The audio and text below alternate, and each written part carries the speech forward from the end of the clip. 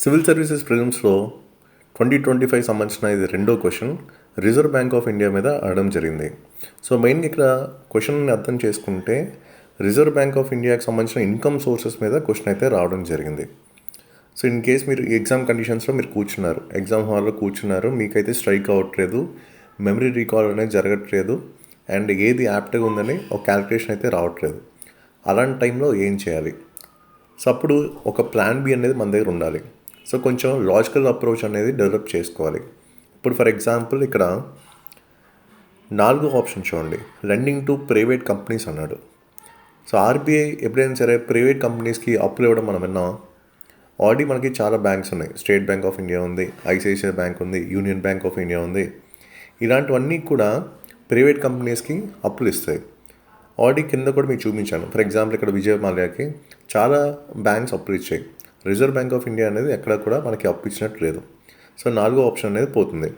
So obviously ఇక్కడ ఈ 4 అనేది ఎక్కడ ప్లేస్ చేస్తుంది? బీలోనే సిలో ఉంది. సో ఈ రెండు కూడా ఎలిమినేట్ అయిపోతున్నాయి. ఇప్పుడు 1, 2 అనేది కామన్గా ఉంది. ఇప్పుడు 5th ఆప్షన్ కరెక్టా కాదా అనేది మనం చెక్ చేయాలి. 5thలో చూసుకుంటే printing and distributing currency notes అన్నారు. ఇప్పుడు మనకు ఒక ఆలోచన వస్తుంది. ఇప్పుడు కరెన్సీ నోట్స్ ప్రింట్ చేయడం వల్ల, డిస్ట్రిబ్యూట్ చేయడం వల్ల ఆర్బీఐకి ఇన్కమ్ ఎలా జనరేట్ అవుతుంది అనేది మనకు ఒక ఆలోచన వస్తుంది. సో ఇక్కడ ఒక క్యాలిక్యులేషన్ మనం చేసుకోవాలి. ఇప్పుడు ఒక కరెన్సీ నోట్ని ముద్రించాలంటే దానికి ఎంతో కొంత ఖర్చు అవుతుంది కదా. ఇప్పుడు ఈ ఖర్చు అవుతుందో ఆర్బీఐ అంతా భరించదు కదా. సో ఎక్కడైతే అక్కడ ఇన్వెస్ట్ చేస్తున్నారో అక్కడి నుంచి కూడా వాళ్ళకి రెవెన్యూ అనేది జనరేట్ చేయాలి. ఎందుకంటే ఆర్బీఐలో పనిచేసిన స్టాఫ్ ఉంటారు, దానికి సంబంధించిన పవర్ కన్జంప్షన్ ఉంటుంది.